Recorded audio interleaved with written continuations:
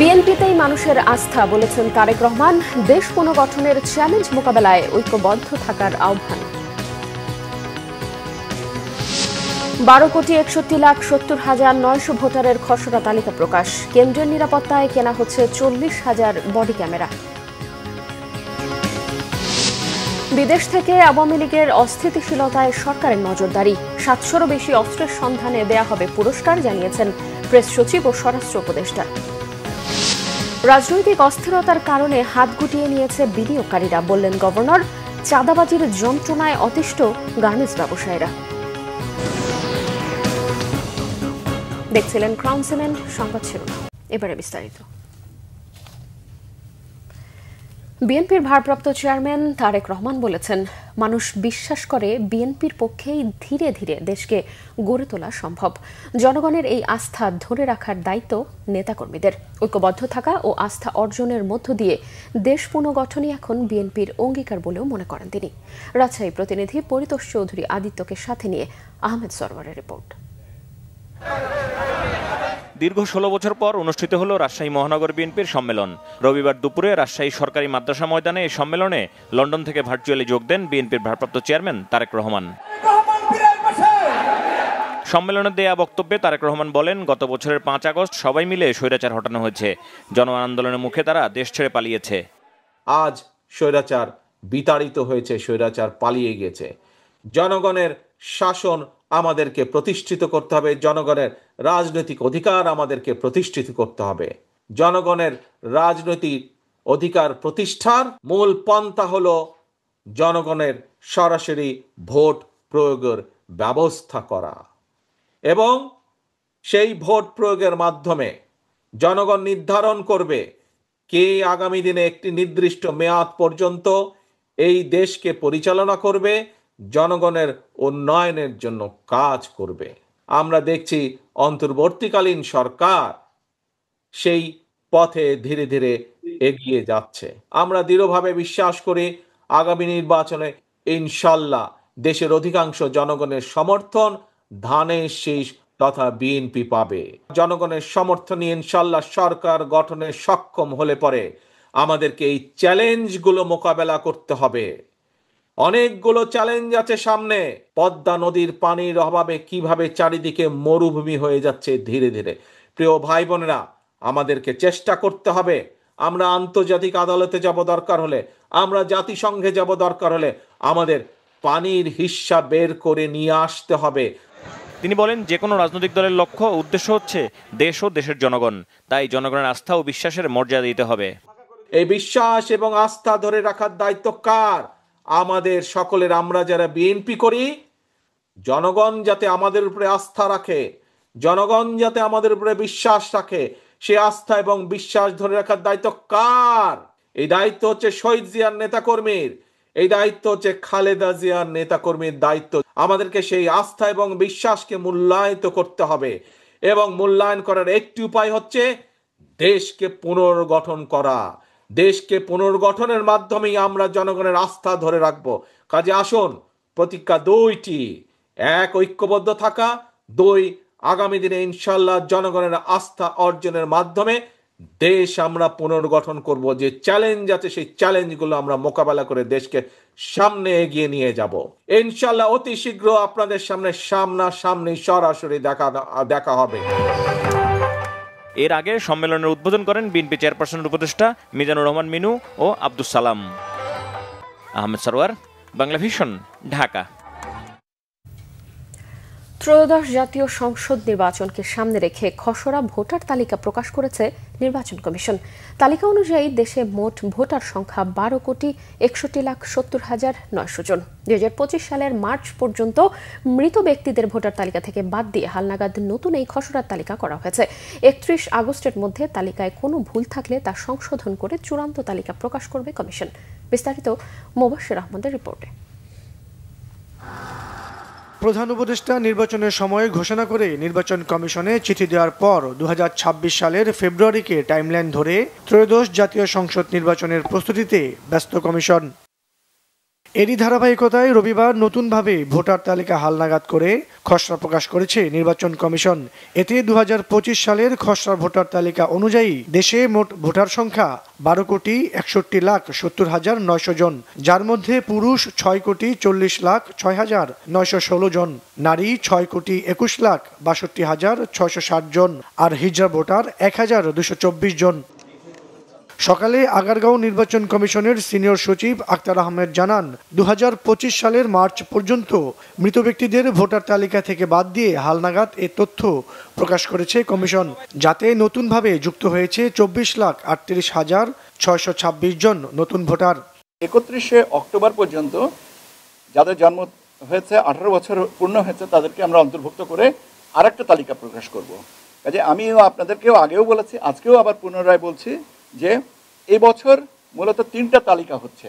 একটা হচ্ছে যে 2রা মার্চ যেটা চূড়ান্ত করা হয়েছে, 31শে অগস্ট পর্যন্ত আজকের বিবেচনায় যেটা চূড়ান্ত হবে, এবং 31শে অক্টোবর পর্যন্ত বিবেচনায় নিয়ে যে ভোটার তালিকাটা চূড়ান্ত হবে।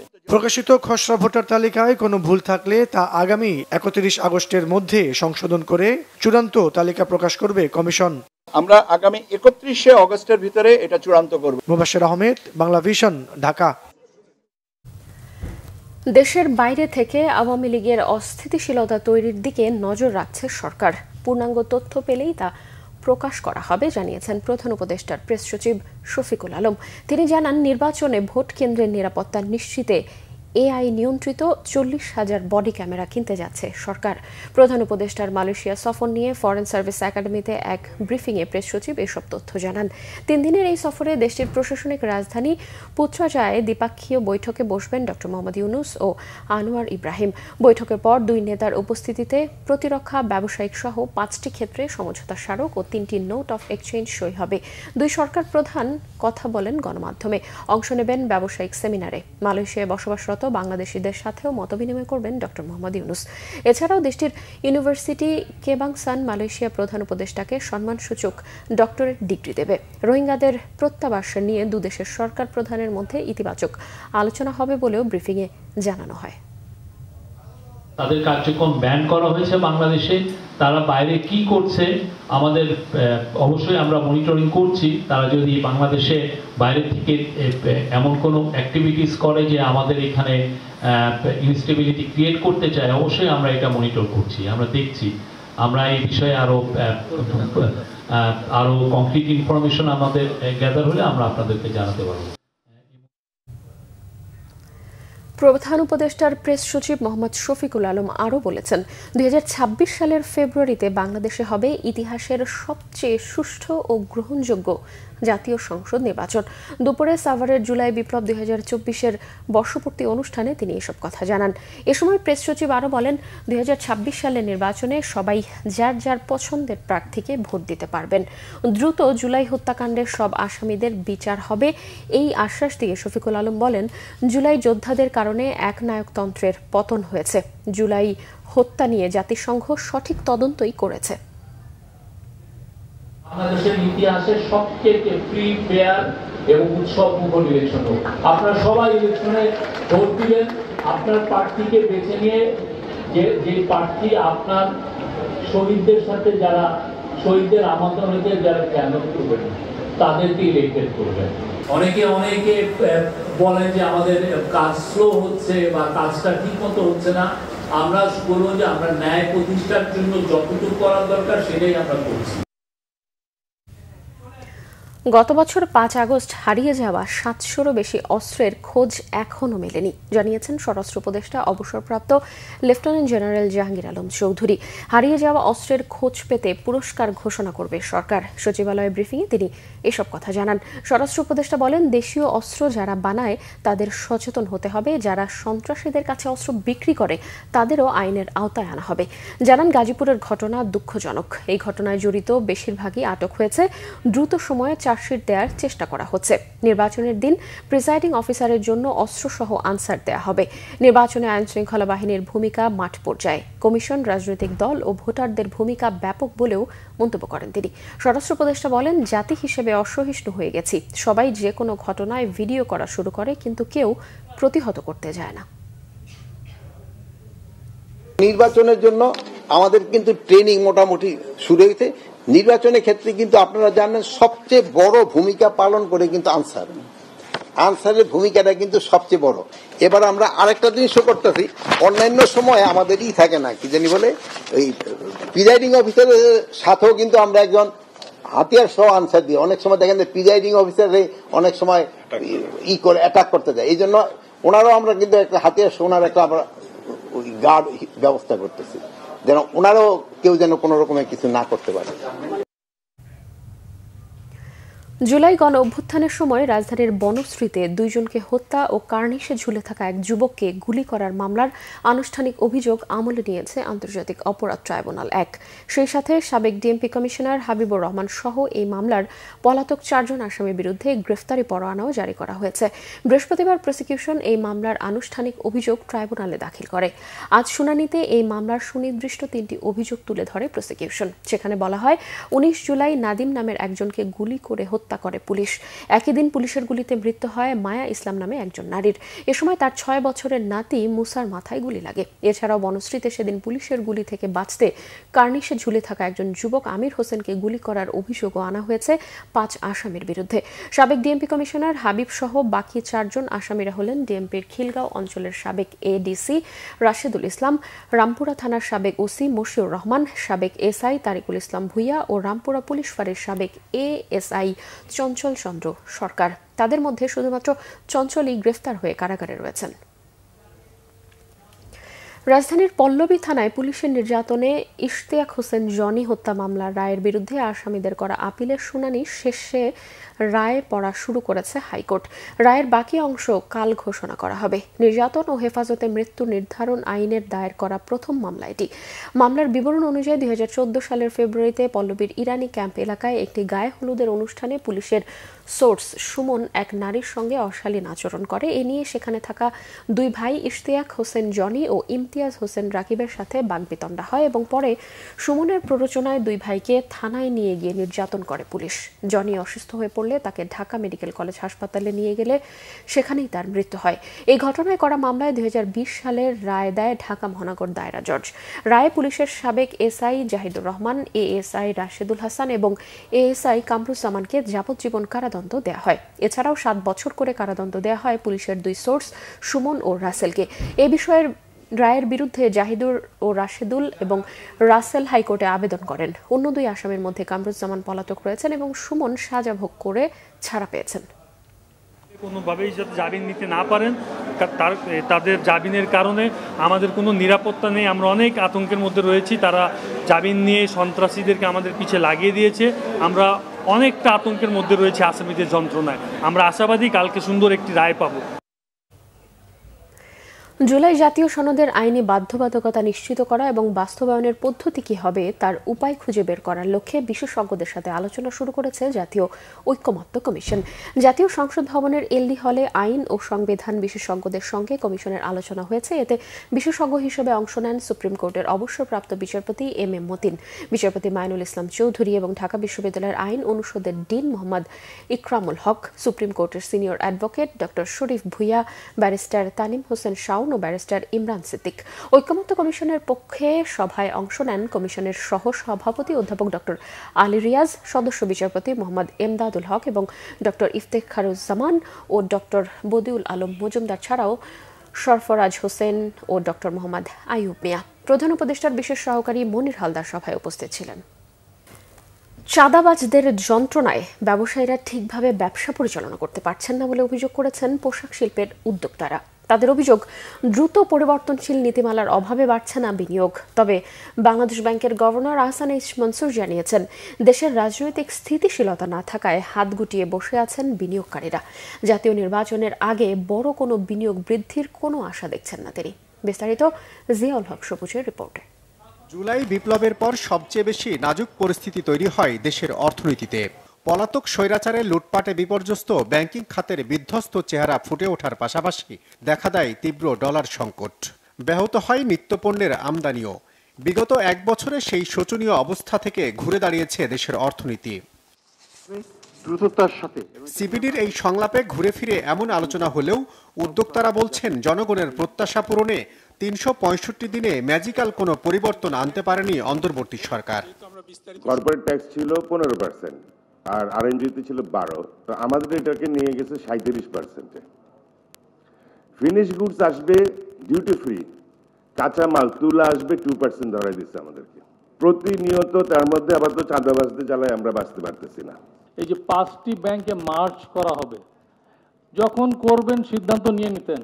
এই মার্জ করছেন বলে যে সমস্যাটা আমি ফেস করছি সেটা হচ্ছে ওই নির্দিষ্ট ব্যাংকগুলোতে আমাদের যে হলো সদস্য তারা ব্যাংক খুলতে পারছেন না। কেন্দ্রীয় ব্যাংকের গভর্নরও স্বীকার করলেন, আর্থিক খাত স্থিতিশীল হলেও রাজনীতিতে সুবাতাস না থাকায় থমকে আছে বিনিয়োগ। স্টেবিলিটি আর আর্থিক খাতে কেবল এসেছে, রাজনৈতিক খাতে তো এখনো আসে নাই, সিকিউরিটি সিচুয়েশনও তো এখনো আনস্টেবল। তো সবকিছু মিলিয়ে এখনই কেউ বিনিয়োগে ঝাঁপিয়ে পড়বে এই প্রত্যাশা যদি কারো থাকে, আমি বলবো সেটা কাল্পনিক। সামনেই ইলেকশন, এই মুহূর্তে হয়তো বড় কেউ বিনিয়োগকারী আসতে চাইবে না, বিদেশি বিনিয়োগকারীরাও আসতে চাইবে না, যে পরবর্তী সরকার যদি আপনি চেঞ্জ করে ফেলে বা কিছু করে। Let's talk to the next call. সাবেক বাণিজ্য মন্ত্রী আমির খসরু মাহমুদ চৌধুরী জানান, স্বৈরাচার সরকারের বাজেট চালিয়ে যাওয়া অন্তর্বর্তী সরকারের ভুল সিদ্ধান্ত। তার দল ক্ষমতায় গেলে উদারনীতির বিনিয়োগ বান্ধব পরিবেশ তৈরি করবে। রেস্টুরেন্ট করার জন্য লাইসেন্স দিতে 19টা পারমিশন লাগে, 19টা পারমিশন।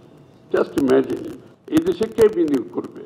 আপনি প্রত্যেকটি জায়গায় এত হাইলি রেগুলেটেড করে রেখেছে যেখানে বিনিয়োগের আসলে কোনো ইনসেন্টিভ নাই। সংলাপের প্রধান অতিথি শ্রম ও কর্মসংস্থান উপদেষ্টা এম শাখাওয়াত হোসেন জানান, 16টি ব্যাংক থেকে এক বেক্সিমকো গ্রুপই লুটপাট করেছে 48,000 কোটি টাকা। দুর্বৃত্তায়ন ও আমলাতান্ত্রিক মারপ্যাচের কারণে সরকার সফল হতে পারছে না, এমন স্বীকারোক্তি তার। 365 দিনে এই অবস্থার থেকে আপনারা যে এত কিছু আশা করেছেন আকাশচুম্বী, we don't have that capacity. আমরা চেষ্টা করেছি ভাই, যদি ফেলিওর হয়ে থাকে তাহলে আমার একার ফেলিওর না, আপনাদেরও ফেলিওর আছে। You only expected, you did not act. স্বৈরাচারের দোষর খুঁজতে গিয়ে প্রশাসন এখন নড়বড়ে অবস্থায় রয়েছে বলে মন্তব্য করেন শ্রম উপদেষ্টা। নড়বড়ে জায়গা। জিয়াউল হক সবুজ, বাংলা ভিশন, ঢাকা। জামায়াতে ইসলাম সবসময় নির্বাচনের পক্ষে। ফেব্রুয়ারিতে নির্বাচন অনুষ্ঠানের যে কথা রয়েছে সে বিষয়ে তাদের কোনো আপত্তি নেই বলে জানিয়েছেন জামায়াতে ইসলামের নায়েবে আমির সৈয়দ আব্দুল্লাহ মোহাম্মদ তাহের। বিকেলে আগারগাঁওয়ে নির্বাচন কমিশনে তিনি বলেন, সুষ্ঠু নির্বাচনের জন্য সবচেয়ে গুরুত্বপূর্ণ হলো নিরপেক্ষতা নিশ্চিত করা, কিন্তু সে বিষয়ে এখনও স্পষ্টতা নেই।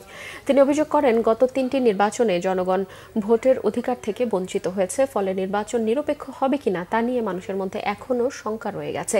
তাহের আরও জানান, সংস্কার বিষয়ে আগে সব দলের ঐক্যমত্য হলেও এর অগ্রগতি এখন থেমে গেছে। অনেক দলই মনে করছে এই সরকারের সময় সংস্কার সম্ভব নয়। জুলাই ঘোষণাপত্রে সই না করা প্রসঙ্গে তিনি বলেন, উদ্দেশ্য পূরণ না হলে অর্থহীন কাগজে সই করার কোনো মানেই হয় না। আমরা জোর করে এখানে খুব গুরুত্বের সাথে বিবেচনা করতে চাই। সেই জন্যে ঐকমত্য কমিশনের যে সুপারিশ আছে সেগুলোকে আইনি ভিত্তি দেওয়া, বাস্তবায়ন করা এবং সেই ভিত্তিতে আগামী নির্বাচন হইতে হবে। দ্বিতীয়বারের মতো জাহাঙ্গীরনগর বিশ্ববিদ্যালয়ের ছাত্র সংসদ ও হল সংসদ জাকসু নির্বাচনের তফসিল ঘোষণা করেছে প্রশাসন। নতুন তফসিল অনুযায়ী জাকসু নির্বাচন হবে আগামী 11 সেপ্টেম্বর। বিকেলে বিশ্ববিদ্যালয়ের সিনেট ভবনের সম্মেলন কক্ষে প্রক্টর অধ্যাপক AKM রাশিদুল আলম আনুষ্ঠানিকভাবে এই তফসিল ঘোষণা করেন। তফসিল অনুযায়ী 18 আগস্ট মনোনয়নপত্র বিতরণ শুরু হয়ে চলবে 19 আগস্ট পর্যন্ত। মনোনয়নপত্র যাচাই বাছাই শেষে 25 আগস্ট খসড়া প্রার্থীর তালিকা ও 29 আগস্ট চূড়ান্ত প্রার্থীর তালিকা বিশ্ববিদ্যালয়ের ওয়েবসাইটে প্রকাশ করা হবে।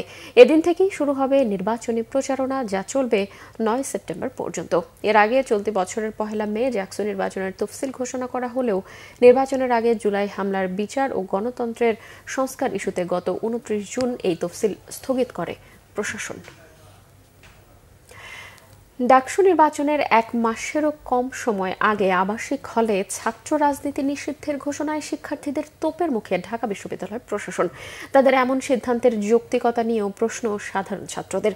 তবে শিক্ষকরা বলছেন, হলে রাজনীতি বন্ধের সিদ্ধান্ত ডাকসু নির্বাচনে প্রভাব ফেলবে না। রিপোর্ট ফজলে রাব্বির।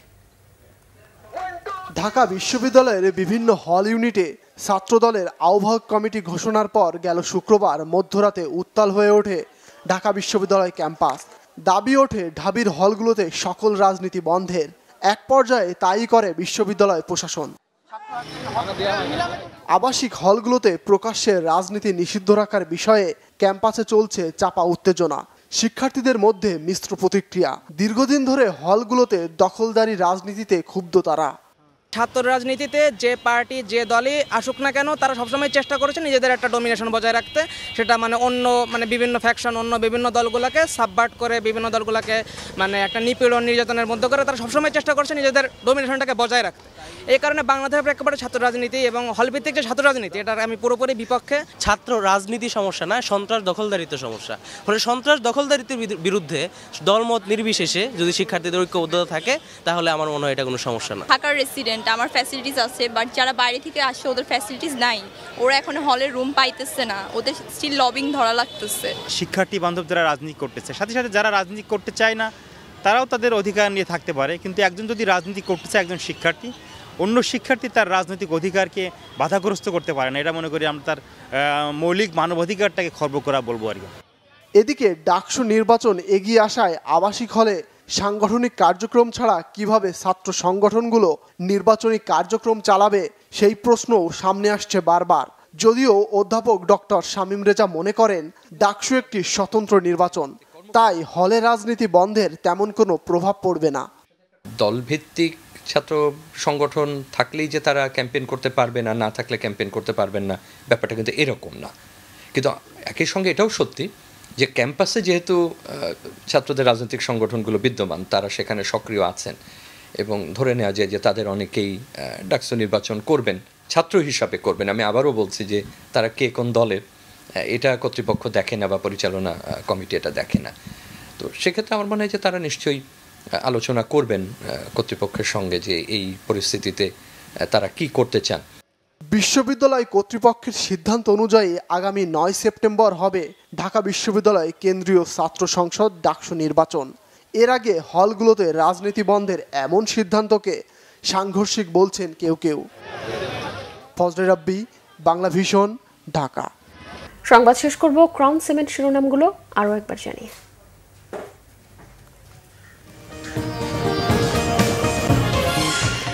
বিএনপিতেই মানুষের আস্থা বলেছেন তারেক রহমান। দেশ পুনর্গঠনের চ্যালেঞ্জ মোকাবেলায় ঐক্যবদ্ধ থাকার আহ্বান। 12,61,70,900 ভোটারের খসড়া তালিকা প্রকাশ। কেন্দ্রীয় নিরাপত্তায় কেনা হচ্ছে 40,000 বডি ক্যামেরা। বিদেশ থেকে আওয়ামী লীগের অস্থিতিশীলতায় সরকারের নজরদারি। 700-র বেশি অস্ত্রের সন্ধান দেয়া হবে পুরস্কার, জানিয়েছেন প্রেস সচিব ও স্বরাষ্ট্র উপদেষ্টা। রাজনৈতিক অস্থিরতার কারণে হাত গুটিয়ে নিয়েছেন বিনিয়োগকারীরা, বললেন গভর্নর। চাঁদাবাজির যন্ত্রণায় অতিষ্ঠ গার্মেন্টস ব্যবসায়ীরা। এই ছিল এখনকার মতো। পরের সংবাদ রাত 10:30টায়। এর আগে রাত 9টায় রয়েছে নিউজ 20 দেখার আমন্ত্রণ রইল। এতক্ষণ সাথে থাকায় ধন্যবাদ সবাইকে।